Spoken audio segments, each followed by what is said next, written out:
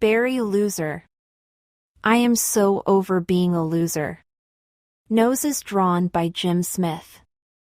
Get your own ruler. My mom's embarrassing enough just being my mom, but now she's won the stupid Fico's Supermarkets competition, it's even worse. Like the other day, when I was skateboarding home with my best friend Bunky and we went past a Fico's and there was a poster of my mom, winking and holding up a packet of sausages. Cooey, Barry, said Bunky, holding a packet of invisible sausages and scrunching his face up, trying to do a wink. I rolled my eyes and they landed on another poster of my mom, wiggling her bum in a pair of Fico's jeans. Tshhhhhhh, farted a bus as it drove past with a poster of my mom on the side. She was sticking her tongue out and putting a Fico's chocolate digestive onto it. I didn't used to mind her winking, or the way she dances, or how she sticks her tongue out when she's eating, but now that she's on posters everywhere it's completely ruining my keelness. I picked up a snail that was having a little drink of a puddle and went to throw it at the poster of my mum winking, then changed my mind because I'm not a snail murderer. There you go, Snaily-Puzz, I said, sticking him onto my mum's bum and patting him on the shell so his whole head disappeared inside it. See you tomatozoid, I said when we got to Bunky's Road. I was just about to do my goodbye face that makes Bunky wee himself with laughter when I spotted Nancy Verkenwerken standing outside Bunky's house. Nancy Verkenwerken is Bunky's loserish new next-door neighbor. Like a paperclip but for hair. Loseroid and a half. She's got glasses like Mrs. Trumpet Face down my street, plus she collects stamps, which everyone knows is the unkeelest thing you can do apart from winking. Get your own tomatozoid, shouted Bunky, and I snort-led with laughter because ever since I borrowed his ruler in maths and he said, get your own ruler, we've been saying get your own, and then the thing we're talking about after it. I was still chortling as I rolled front door and saw my mum through the kitchen window, holding a tin of chopped tomatoes like she was in one of her adverts. About to be boiled to death. Cooey, Barry, she mouthed, doing a wink, and I stopped laughing and wished I wasn't the boy whose mum was the voice of Fico's. Cupboard eyes. Do your helmet straps up, shouted my mum as I rolled off to meet Bunky at the top of my road. This was the next morning, by the way, not that you could tell, because I was wearing all the same clothes, including my trousers that haven't been cleaned since my mum got her Fico's job and my dad took over the washing. Do your own helmet straps up, I shouted, all excited because it was less than a week until the school trip to the ski dome, which is the coolest place in the whole wide world, amen. The ski dome has its own hotel and indoor ski slopes with real-life snow, zero, which was why Bunky was cycling towards me in a pair of ski goggles. Bogies have glasses too. Nancy Verkenwerken was walking next to him with her Mrs. Trumpet Face glasses on and a massive red stamp album under her arm. Ah, Mrs. Trumpet Face, what do you have in your cupboard eyes today? I said to Nancy, and Bunky did a snortle. Cupboard eyes is what me and Bunky have started calling Mrs. Trumpet Face's glasses, because the frames look like cupboard doors. You, unfortunately, said Nancy, pointing her cupboard eyes right bill at me so I could see my reflection. Inside Nancy's cupboard eyes. Usually when I call Mrs. Trumpet Face cupboard eyes she just stands there looking confused, so I didn't know what to do this time. I stood there looking confused until I felt something on my knee.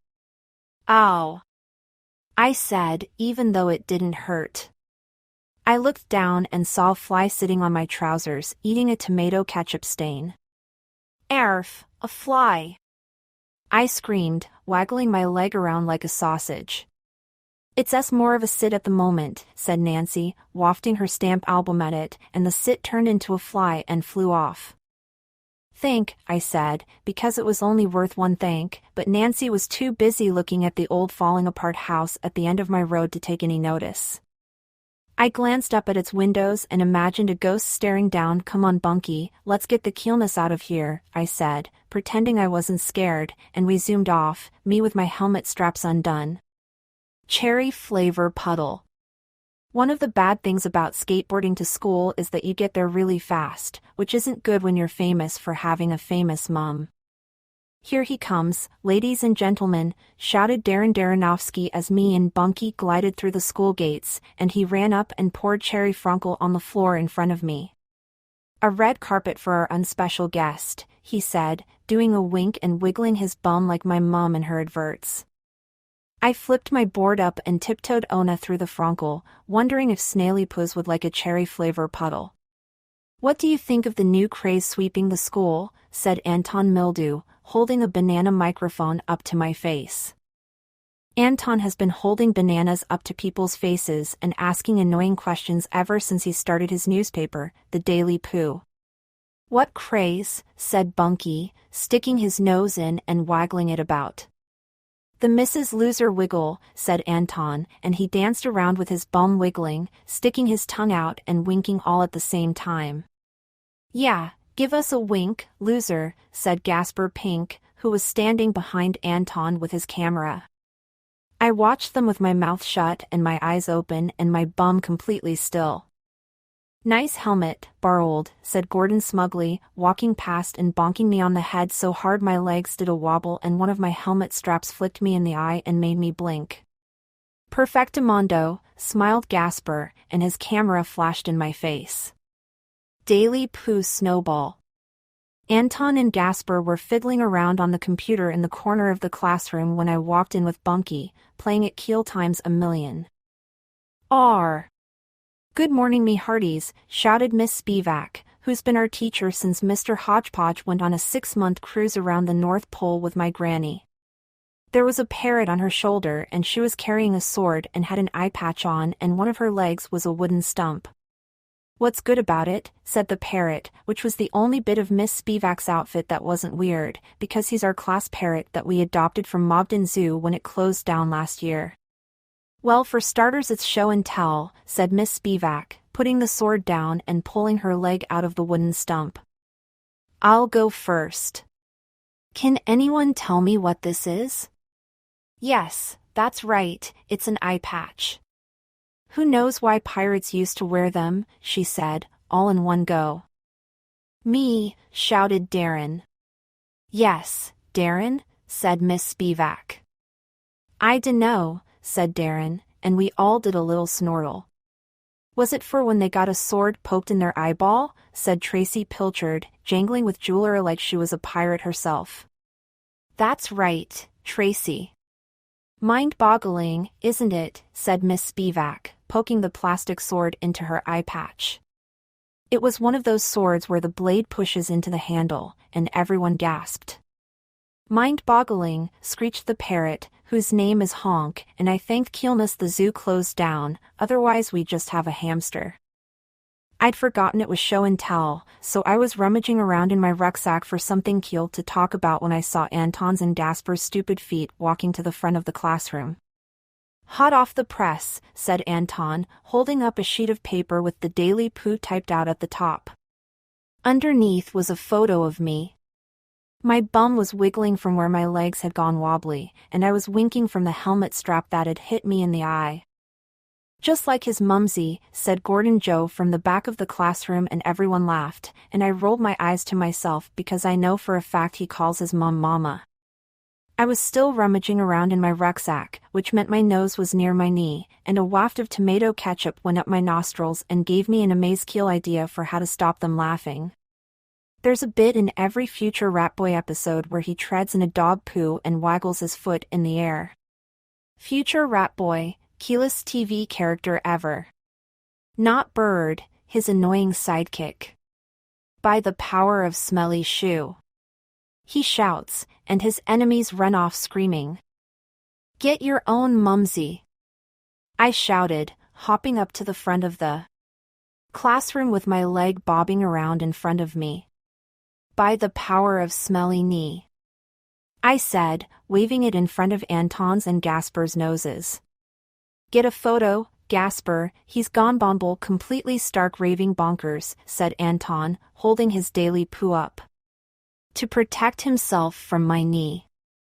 I grabbed the newspaper and scrunched it into a snowball and aimed it at Gordon Smugly's nose. The only problem is, I'm rubbish at throwing. Mind-boggling, screeched Honk as the snowball whizzed past his beak and hit Miss Spivak in the eye, which luckily for me was still underneath her pirate eye patch. I glanced over at Bunky and high-fived him with my eyes, which is what we do when something like this happens. "That's it, loser, outside now," screeched Miss Spivak, although it could have been Honk, because I wasn't really looking. Barry tiptoes. On my way to the door I walked past Nancy Verkenwerken, who was going up to the front to show off her massive red stamp album. Looked at my reflection in her cupboard eyes and she smiled, one of those smiles where you're not sure if the person is being nice or thinking what a loser you are. Nice. Thinking you're a loser. Nancy's smile. "Looking forward to the ski dome, loser," said Mr. Coops, jogging past me as I stepped into the hallway, smelly. "Knee first." His trainers squeaked on the floor like he was treading on parrots. "Yee-aw," I said, splitting my yeah into 2 bits because of how excited I was. "If you're anything like your mum you'll be a natural," he shouted over his shoulder, and he tucked his arms in as if he was skiing and wiggled his bum like my mum. Mr. Coops's new mustache. I got on my tiptoes and peered through the little window at the top of the classroom door. Nancy was pointing to a stamp with a picture of a butterfly on it. "Boring," I whispered, and the glass misted up from my breath. Last year's ski dome photos were stapled up on the wall behind me, so I walked over to look at them, still tiptoeing because there was nothing else to do, plus I wish I was a bit taller, like Bunky. Everyone in the photos was having the coolest time ever, and I imagined myself zooming down a ski slope in my new jacket and goggles, having snowball fights with real-life snow instead of scrunched-up daily poos. I was snortling to myself about a photo of a snowman that looked exactly like Mr. Hodgepodge when the classroom door swung open and everyone ran out, all fizzy like Frankel pouring out of a can. "I'm gonna collect sweets," said Stuart Schmendricks, wobbling past opening a packet of cola flavor not birds. "I'm gonna collect jewelry," said Tracy Pilchard, jangling from all her jewelry. "Thumb sweet. Flower ring. Frankel ring pull." "I'm gonna collect Frankel ring pulls," said Darren Darrenofsky, who drinks about 5 million cans of Frankel a day, so that wouldn't be very hard for him. 1. Flip hand upside down. 2. Twizzle. 3. Then reverse. I was just about to do a reverse twizzle upside down salute from how loserishly excited everyone was about their stupid collections when Miss Spivak came out with Nancy Verkenwerken. Well, that went down well, didn't it? Mind-boggling how many stamps you've collected. "I think you might have started a new craze," she said all in one go, patting Nancy on the head. "Yeah, a craze for being a loser," I said, doing a mini salute in my pocket for how funny I was. I looked at Nancy's eyes through the glass in her glasses and waited for her to say something clever or do one of her sort of smiles. "My eyes, my glasses, eyeball." "Mind-boggling," she whispered to herself, and she walked off towards the playground. "Can I go now, please?" I said, looking at Miss Spivak. "I don't think so, loser," said Miss Spivak, then Honk the parrot said it too. Brian's Burgers napkin. It was rubbish having to stay in the classroom with Miss Spivak for the bis whole of break, looking through the window at everyone in the playground coming up with their stupid collections. "Blah da wee wee poo poo blah," said Miss Spivak. I'd stopped listening 108 to her telling me off and started watching Bunky instead, who was PR standing behind the glass doing his face that makes me wee my pants with laughter. "Boring," he mouthed, and the glass in front of him steamed up and his fingertip drew a picture of Miss Spivak with a speech bubble saying, "Get your own ruler." The bell went and Bunky ran in all excited. "I'm gonna collect tea towels," he said, and I felt sorry for him for deciding to collect such a rubbish thing. His drawing of Miss Spivak saying "Get your own ruler" was still on the window behind him, and it gave me one of my unbelievable ideas. Face Snoggleses, already seat. Got one. "I'm gonna collect rulers," I said. Because if everyone was going to have a collection, there was no way I wasn't too. Too late, loser, said Sharonella, bonking me on the nose with her ruler, and I did a quadruple reverse twizzle salute using all my hands and feet, because who wants to collect rulers anyway? Not long enough to measure whole nose. I know, I'll collect future rat boy stuff, I said, doing a little blow-off with excitement. I've got millions of future rat boy things, plus I'm his #1 fan. Not, screeched a familiar voice from behind me, and I turned round to see Gordon smugly holding up his plastic talking knot bird. Think again, loseroid, said Gordon, then I realized it was his plastic talking future rat boy that he was holding up in his other hand. I spent the whole rest of the day like that, coming up with something cool to collect, then finding out someone already collected it, so by the end of school I was desperadoid. I was skateboarding home and had EDT just done a jump over a dog putty and was wondering if I could get Niob away with collecting dog poos when I spotted something out of the corner of my eye. 2 paving stones across from the poo was a napkin, lying there like a snail had put it down to have a picnic.